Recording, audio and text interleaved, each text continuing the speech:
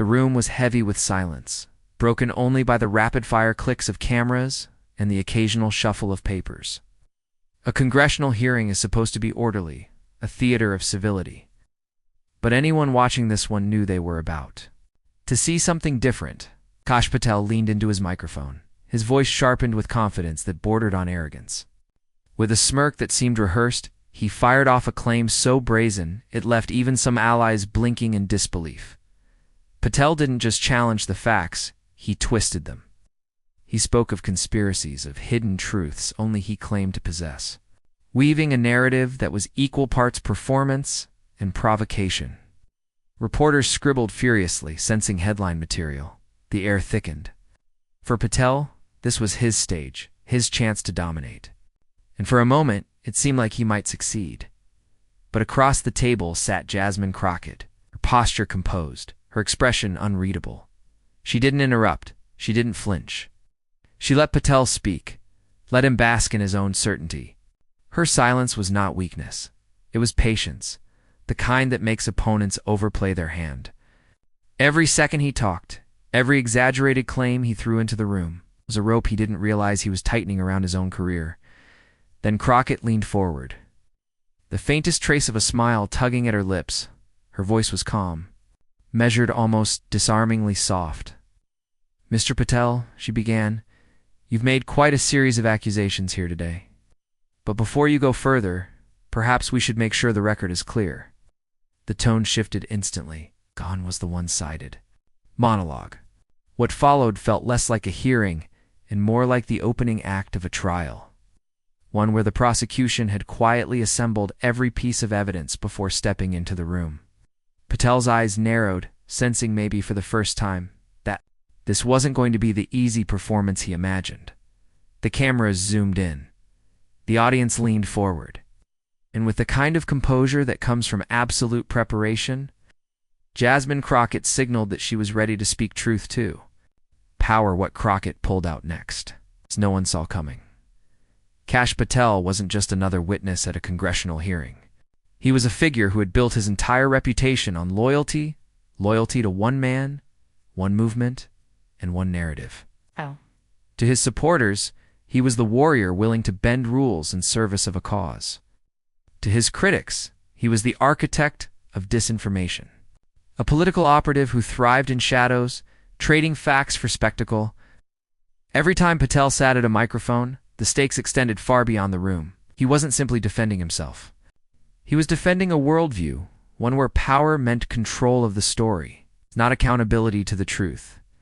And on that day, Patel seemed certain his performance would be enough. Leaned on the same tactics that had elevated him in the first place, dismissing questions with sarcasm, weaving conspiracies into answers, daring anyone to challenge him. He thought he could bulldoze the moment with sheer confidence, as if facts themselves might crumble under the weight of his bravado. But across the dais sat Jasmine Crockett. She understood something Patel did not. This wasn't just a clash of egos, it was a battle over credibility, democracy, and the very idea that truth still matters in American life. For millions watching at home, this hearing wasn't just theater, it was a mirror of the national divide. Would arrogance, fueled by bluster and loyalty to falsehoods, once again dominate the conversation? Or would careful preparation and integrity finally puncture the illusion? Crockett represented that possibility. She wasn't there to match Patel. Insult for insult. She wasn't there to trade barbs or posture for headlines. She was there for something larger, for the principle that in America, evidence must still outweigh theatrics. And though Patel didn't know it yet, she had been waiting for the perfect moment to prove it. The tension thickened as Patel spoke, repeating claims that had been debunked, elevating theories that journalists and experts alike had dismantled months before. He was performing for a certain audience, the one that had rewarded him before. What he hadn't accounted for was the power of documentation, quiet strength of receipts waiting to be revealed. And Jasmine Crockett had them. Viewers at home didn't yet know what she was holding. The journalists in the press pool hadn't seen it either. But Crockett's calm composure carried the weight of someone who knew the ending before the play had even begun.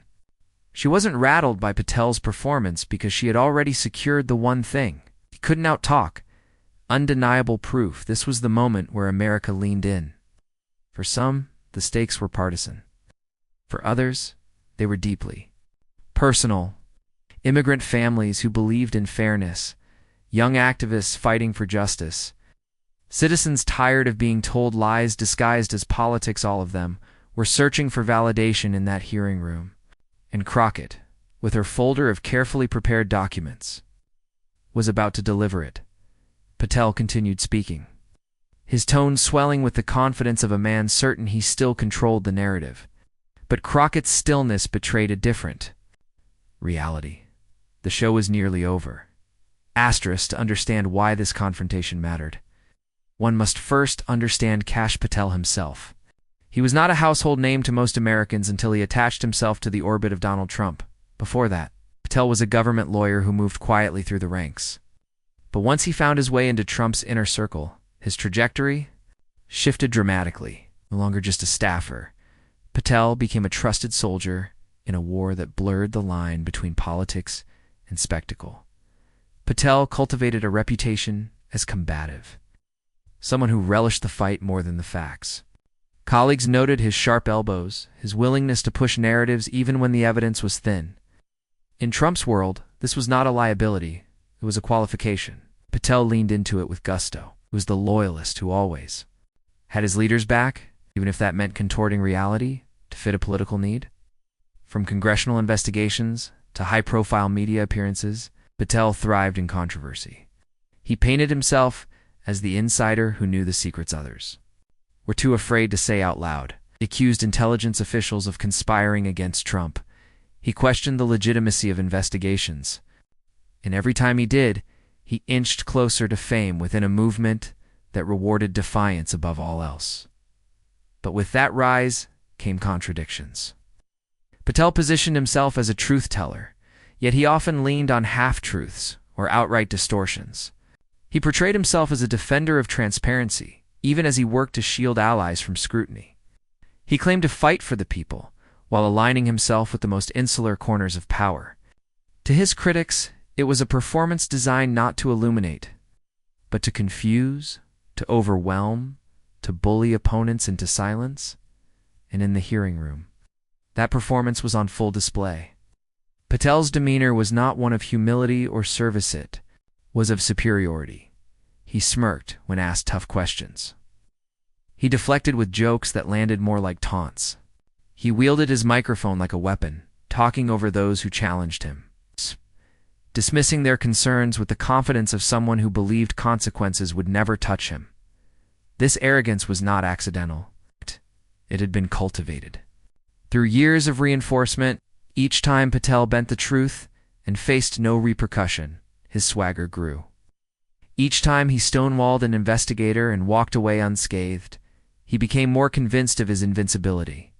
By the time he faced Jasmine Crockett, Patel had perfected the art of bulldozing hearings with bravado, but therein lay the seed of his downfall. His overconfidence blinded him to the possibility that someone might actually be prepared meticulously. So, Patel assumed every hearing would follow the same pattern. He would talk, dominate, and leave with the headlines he wanted. He believed intimidation worked universally, that opponents would crumble under his interruptions and insults. What he failed to realize was that this time would be different, because across from him sat someone who had studied his every move, who knew his tactics inside and out. Crockett was not just another lawmaker hoping to get a soundbite. She was a trial lawyer by training, a woman who had faced bullies in courtrooms long before she ever entered Congress. Patel thought he could rattle her. What he didn't know was that she had built her entire strategy around letting him believe that. The contradictions that had defined Patel's career, the truth-teller who twisted facts, the loyalist who acted like a lone wolf, the fighter who crumbled when faced with documentation, were all about to converge. And as he leaned into his microphone that day, smirk plastered across his face. He had no idea that the very arrogance that had carried him so far was about to be the rope that dragged him down. To understand why Jasmine Crockett's moment with Kash Patel struck such a deep chord, you have to know where she came from. She wasn't born into privilege. She wasn't groomed in Washington think tanks or ushered into politics by party insiders. Her story began on the ground, in courtrooms where the stakes weren't partisan talking points but people's lives. As a grassroots attorney in Texas, Crockett built her career defending those who couldn't defend themselves, facing eviction. Communities targeted by injustice, voices drowned out by the machinery of power. Those early battles shaped her. In court, there were no cameras, no trending hashtags, no grand speeches that went viral. There was only preparation, grit, and the relentless discipline of knowing your facts better than anyone else in the room. Crockett learned quickly that bullies thrived on chaos. But chaos could never compete with receipts.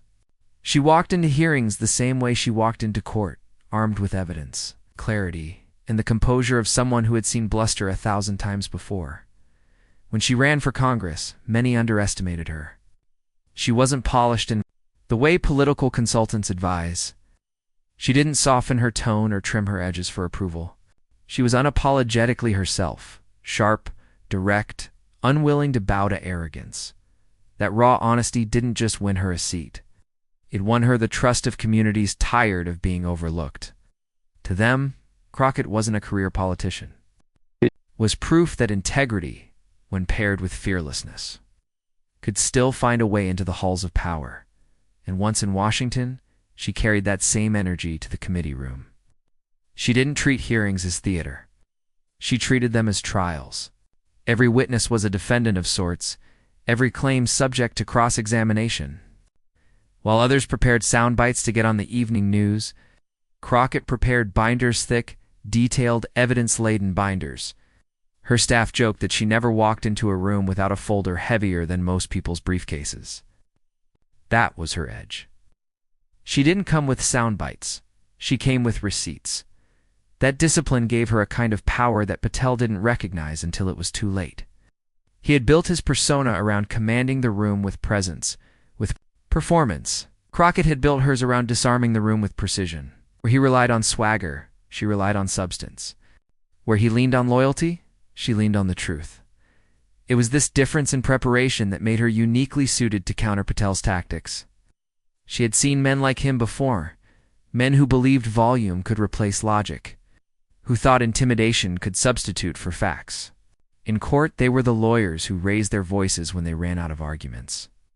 In politics, they became pundits and operatives, spinning narratives until the truth was unrecognizable. Crockett had spent her career dismantling those tactics.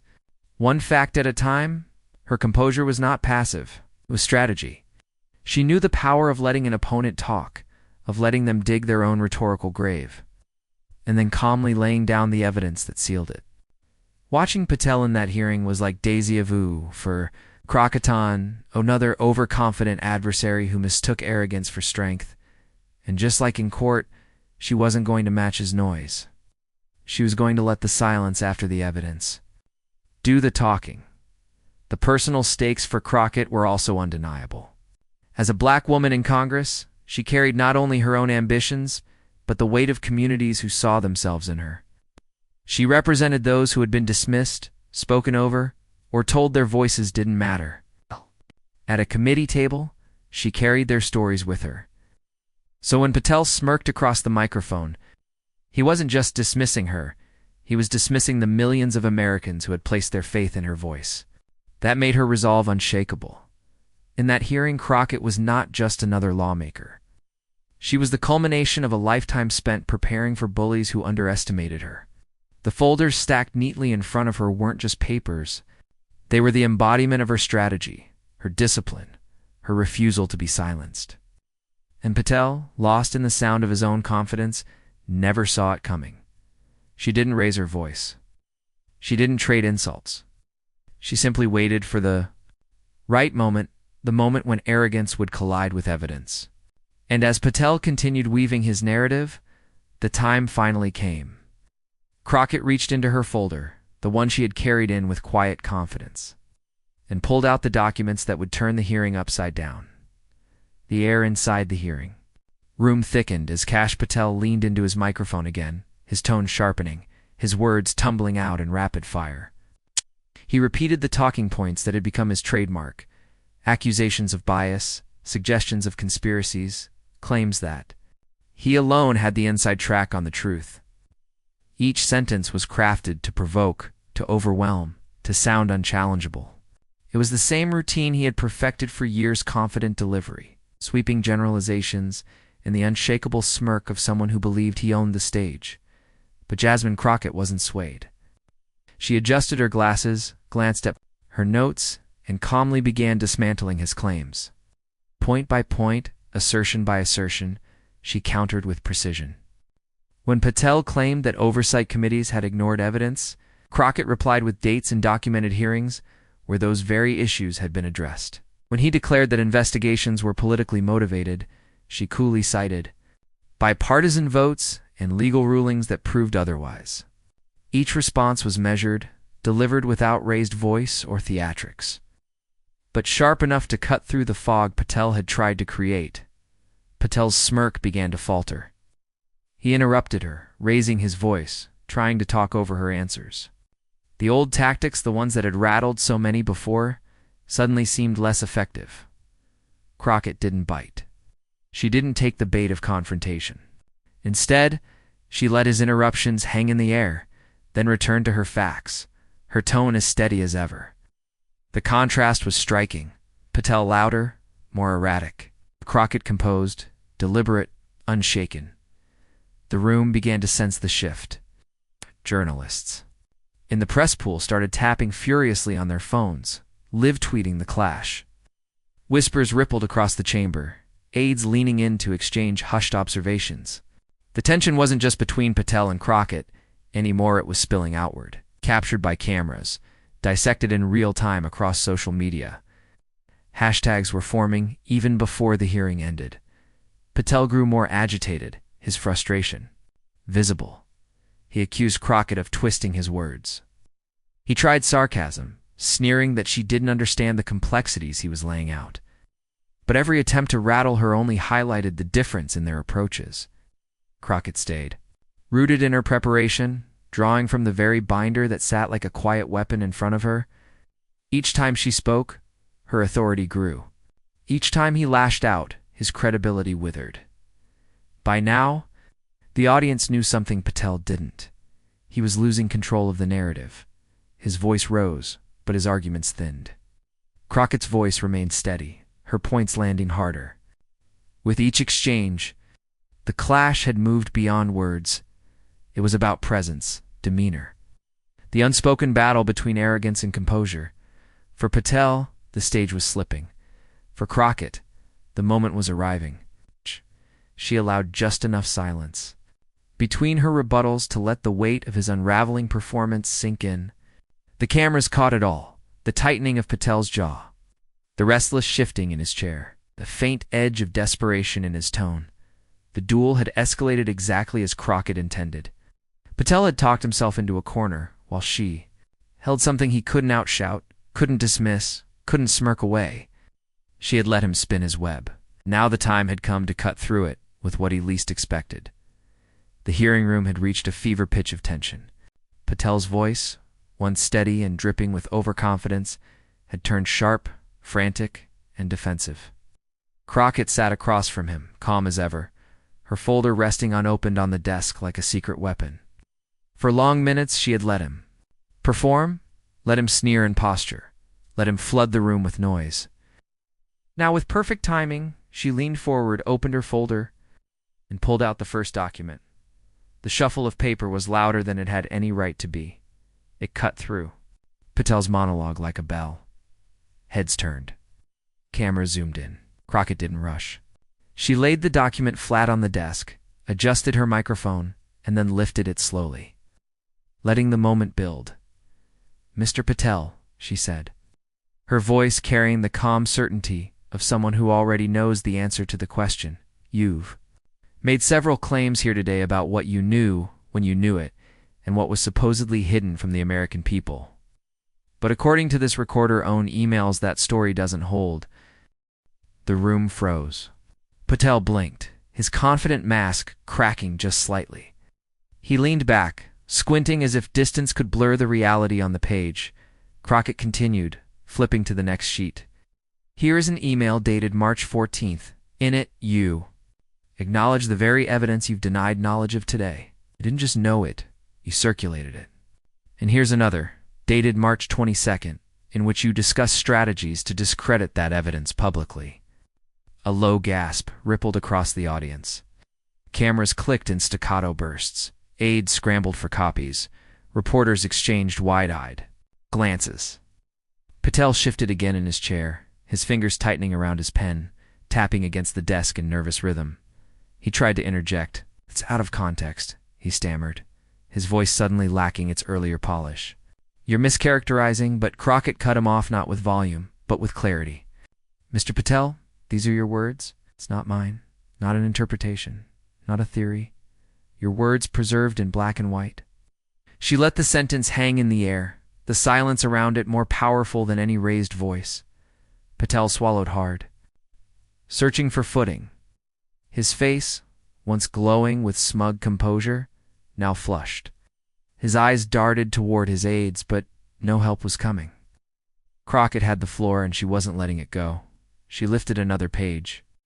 "And this memo, signed by Euless, out a plan to cast doubt on information you already admitted privately, was true. So I have to ask, why should this committee believe your testimony today when the record shows you were willing to mislead the public, mislead your colleagues, and mislead this very institution?" The blow landed hard. The room erupted with hushed voices like a collective intake of breath. Patel's lips parted, but no words came. His legendary swagger had evaporated. Or once he had drowned hearings with noise, he now sat cornered, his silence speaking louder than any denial. Crockett, sensing the shift, pressed further. She repeated his own words back to him, slowly, each phrase a hammer strike. "You said, quote, we can spin this. You said, we bury it until it blows over. You said, no one will dig deep enough to find it." She'll let each sentence land, then paused, eyes fixed on him, her tone never rising, never wavering. Patel fumbled. That's standard language. That doesn't mean," but Crockett was already holding up another sheet. "Standard language, Mr. Patel, or an admission that you intended to deceive, because the American people deserve to know the difference." Gasps turned into murmurs, murmurs into whispers that traveled the room like wildfire. Journalists typed with furious speed. Phones buzzed as clips began leaking out in real time, trending hashtags forming before Patel could even finish his flustered reply. The hero and villain roles had never been clearer. Patel, the once cocky loyalist, sat visibly shrinking, his voice cracking, his defenses crumbling. Crockett, calm and composed, grew stronger with each word, her presence towering over the proceedings. Every document she unveiled was another nail in the coffin of his credibility. Every repetition of his own phrases was a mirror he could not escape. Crockett didn't gloat. She didn't need to. Her restraint was the victory. By simply holding up the truth, she let Patel defeat himself. His bluster was no match for receipts. His arrogance had blinded him to the possibility that anyone might come so prepared. The final moment was cinematic. Crockett gathered the papers she had laid out, tapped them neatly into order, and looked directly at Patel. "Mr. Patel," she said evenly, "you may continue spinning narratives for television cameras, but in this room, with these documents, your spin is over. What's left is the truth, and it's right here in your handwriting." The chamber erupted, not in applause, but in that charged, unforgettable silence that follows a decisive blow. Patel sat frozen, lips pressed tight, his pen motionless now against the desk.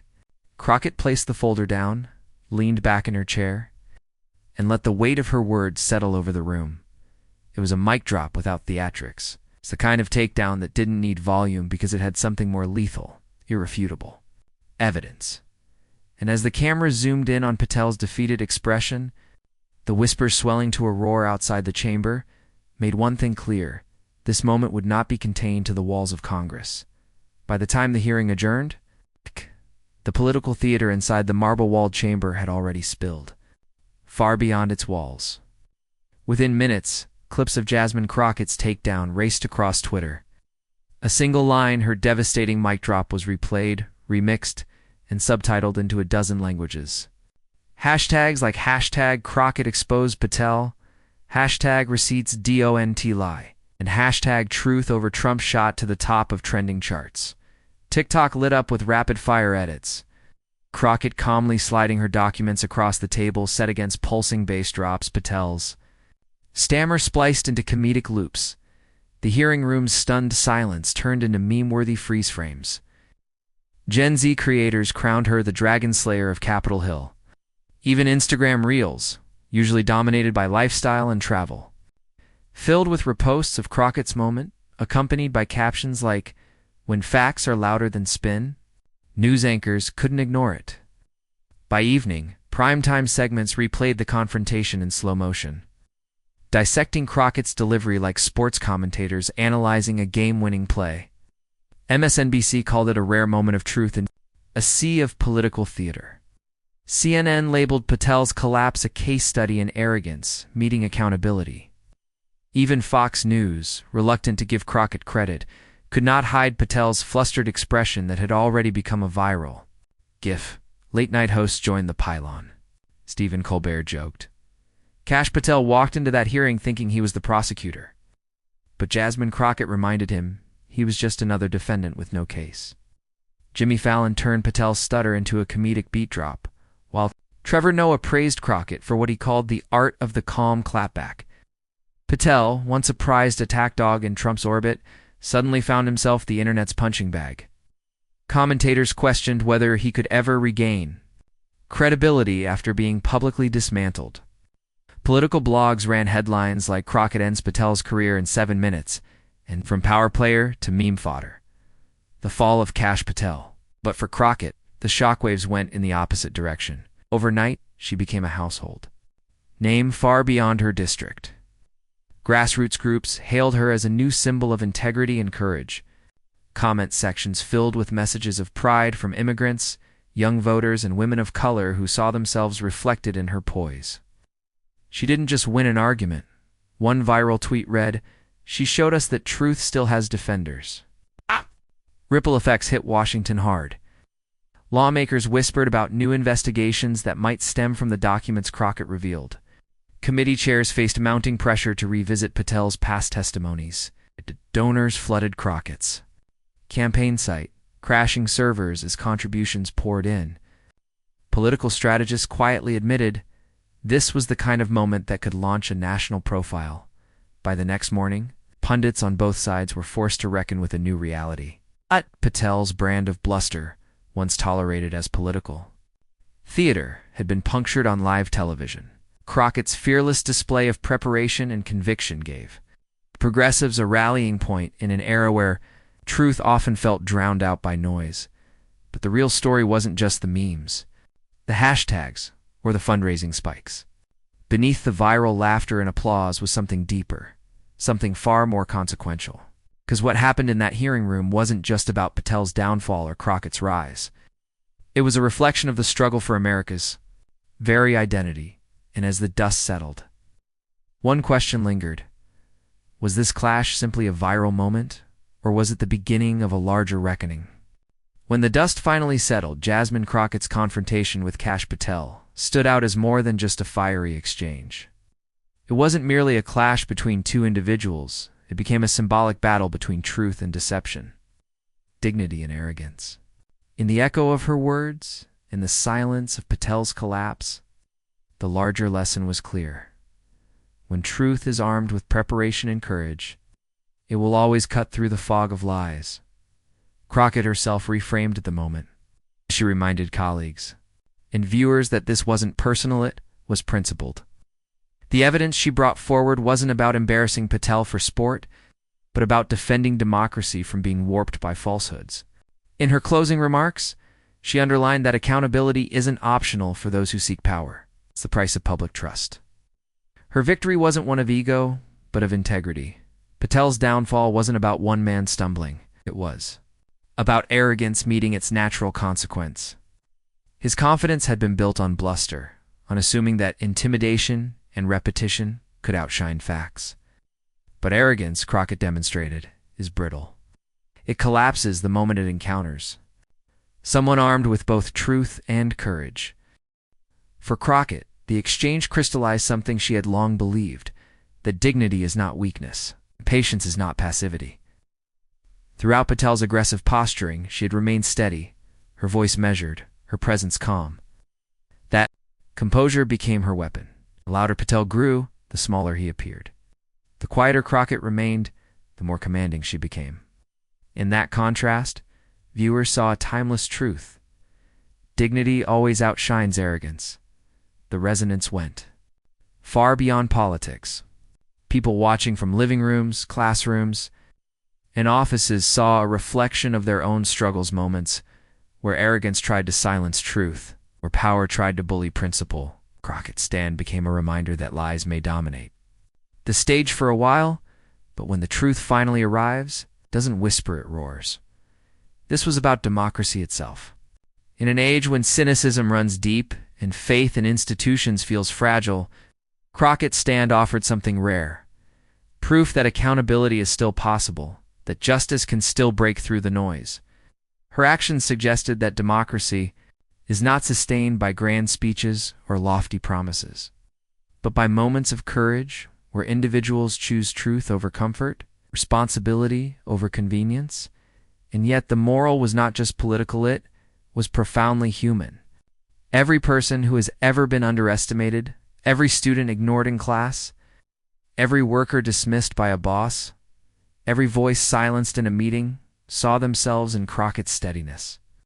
She carried a lesson that transcended Washington. Never mistake humility for weakness. Never mistake calm for surrender. The uplift was undeniable. Crockett's moment wasn't just a takedown. It was a restoration of faith, a reminder that even when truth is underestimated, even when arrogance feels unshakable, the balance eventually tips. It always does. Because arrogance may demand attention, but truth earns respect. And in the end, respect endures longer than fear. The chamber, the cameras, the trending hashtags, all of it faded eventually. But what remained was the moral imprint. That truth matters, dignity prevails. Injustice, though sometimes delayed, can still triumph when defended with courage. Crockett didn't just win an argument. She lit a path. And so, the story closes not on Patel's downfall, but on the lesson Crockett carried forward. That in every arena, political, personal, cultural, the fight for democracy, respect, and justice is never over. But it is always worth waging. And so, when the history books are written, Jasmine Crockett's confrontation with Kash Patel won't be remembered as just another heated congressional hearing. It will stand as a moment where arrogance finally met its match and lost. Crockett didn't just destroy Patel in real time. She dismantled him in history. His bluster collapsed, her composure endured, and the truth stood taller than the lies ever could. But the story isn't only about two people, it's about us. It's about what kind of future we want, what kind of leaders we deserve, and what values we choose to elevate. Crockett's victory was not partisan theater. It was moral clarity in action. She showed that when truth is spoken with courage, it cuts deeper than any insult. She proved that justice has a voice, and when amplified, it resonates beyond walls of power and into the hearts of people everywhere. That's why this moment matters, and why it must not be forgotten.